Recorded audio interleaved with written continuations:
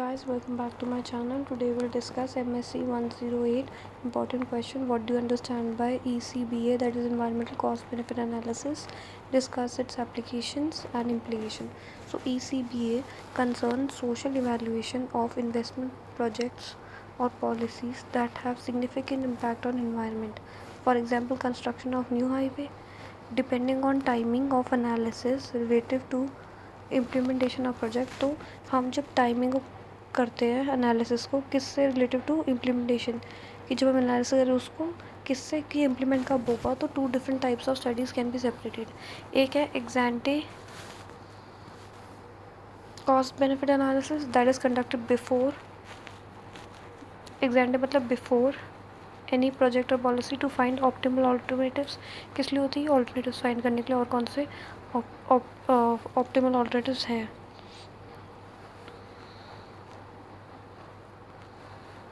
और एक है ex post CBA that is conducted after the implementation of project और policy to examine realized net benefits. तो ex post होती है आफ्टर इम्प्लीमेंटेशन ऑफ प्रोजेक्ट, किस लिए? रियलाइज नेट बेनिफिट्स के लिए, कि कितने बेनिफिट्स हमें जनरेट किए एक्चुअली. और एग्जांटे क्या होती है? बिफोर प्रोजेक्ट, कि हमें फाइंड करना होता है कि कौन कौन से और ऑप्टिमल ऑल्टरनेटिव्स हैं. In a typical cost benefit analysis, increase in utility of individual lead to benefit, decrease in utility और wellbeing will lead to cost. Project is allowed if social benefit is greater than social cost. Benefit are the aggregated across various social group by adding willingness to pay for benefits or willingness to accept as compensation for losses. तो benefits कैसे होते हैं various social groups के? कैसे? क्योंकि willingness to पे क्या है? फॉर बेनिफिट्स, और या फिर विलिंगनेस टू एक्सेप्ट क्या है? As compensation for losses. तो देखिए, ऑल्दो जो स्टैंडर्ड कॉस्ट बेनिफिट एनालिसिस होता है उसमें कोई वो अकाउंट नहीं लेता for distributional concern, does not take into account distributional concerns. But sometimes जो लो इनकम ग्रुप के कॉस्ट और बेनिफिट्स होते हैं उनको हायर वेट दिए जाते हैं. ठीक है, to account social concerns. Since cost benefit analysis involve aggregation over a period of time, future benefits and cost are discounted. क्योंकि ओवर अ टाइम होता है तो इसलिए हम जो फ्यूचर बेनिफिट्स या कॉस्ट होते हैं उसे हम डिस्काउंट करते हैं to drive present value.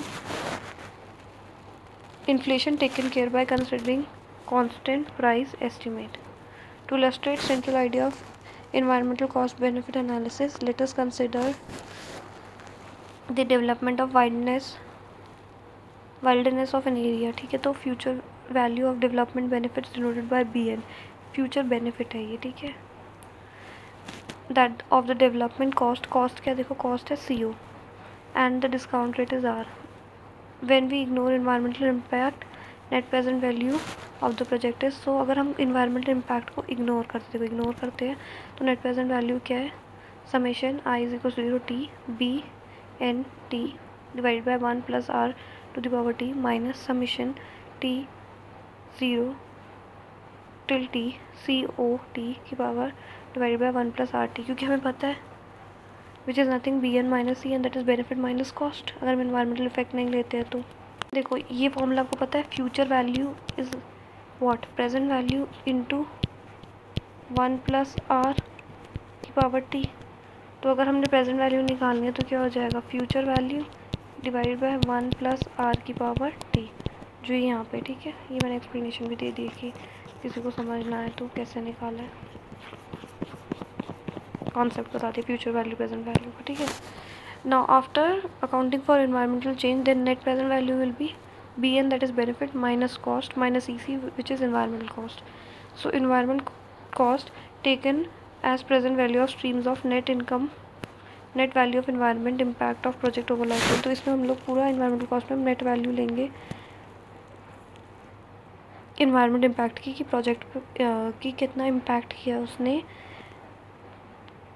Project ने इन्वायरमेंट को over life time. Project allow करा जाएगा जब net present value greater than 0 positive है, that is benefit minus cost is greater than environmental cost. Now applications of environmental cost benefit analysis. देखो, ideally जो cost benefit analysis है वो conduct किया जाता है ex ante since many a times environment damages cannot be repaired। ठीक है, तो हमेशा जो हम आइडली ECBA करते हैं वो यूजुअली हम लोग तब करते हैं ex ante बिफोर, क्योंकि एक बार अगर इन्वायरमेंट डैमेज हो गया तो उसे दोबारा रिपेयर नहीं कर सकते। Now 6 stages of environmental cost benefit analysis are: पहले defining the problem, that is identifying beneficiaries, losers and defining the horizon. Second, identifying projects physical impact done by experts in geology ecology. Third is valuing the impact. Fourth is discounting the cost benefit flows with an appropriate discount rate selected. Fifth is selecting the project implementation on the basis of net present value criteria. Sixth is sensitivity analysis, example checking how net present value changes with the choice of various discount rates. Success and reliability of environment cost benefit depends on monetary evaluation of impact on environment। देखो distribution implication भी project की एक another है जिसमें हमें policy tension देनी पड़ेगी ना। और लिमिटेशंस क्या है देखो इन्वायरमेंट कॉस्ट बेनिफिट एनालिसिस की। देखो degradation of environment sometimes can not be repaired और is difficult to repair. Many ecosystems of like ozone layer simply can't be substituted by physical capital. Degradation of such crucial natural capital poses a threat to survival of mankind। ठीक है, तो ECBA ignores those critical and non-substitutable natural capital assets। Thus loses utility losses reported by typical, तो जो utility loss होता है जो हम लोग रिपोर्ट करते हैं by environmental cost benefit analysis may not be substantial.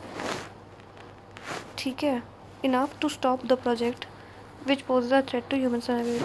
क्योंकि वो क्रिटिकल और नॉन सब्सटीट्यूटेबल वालों को इग्नोर करता है, तो अगर उसमें ज़्यादा लॉस नहीं दिखाएगा ECBA, ठीक है, इतना इनफ नहीं दिखाएगा कि हम प्रोजेक्ट को स्टॉप करें, तो ये थ्रेट है for human survival. Such project should be analyse separately outside the confine of ECBA। ठीक है। सेकेंड है चॉइस ऑफ डिस्काउंट रेट, बहुत सब्जेक्टिव है। Sometimes discount rate transform future, ठीक है, benefits and cost into a very small present value which may appear very significant to counter the idea of intergenerational liquidity. तो discount rate को हमें judicially choose करना चाहिए। और lot of ambiguity और uncertainty in value of environment specially ecosystem services. तो उनकी ambiguity values को हम प्रीडिसाइड नहीं कर सकते ऑफ एनवायरनमेंट लाइक इकोसिस्टम की value of environment can not be perfectly quantified and measured by yardstick. उसे हम मेजर नहीं कर सकते ज़्यादा properly. Possibly many ecological connections missed out while conducting such valuation exercise. हम काफ़ी इकोलॉजिकल कनेक्शन को मिस आउट ही कर देते हैं while conducting such valuation exercise, तो उसमें भी एम्बिग्यूटी रहती है। So that is it guys, that was all for environmental cost benefit analysis. Thank you guys to like, share and subscribe my channel, and do comment which next topic you want me to prepare a video for you guys. Do subscribe my channel. Thank you.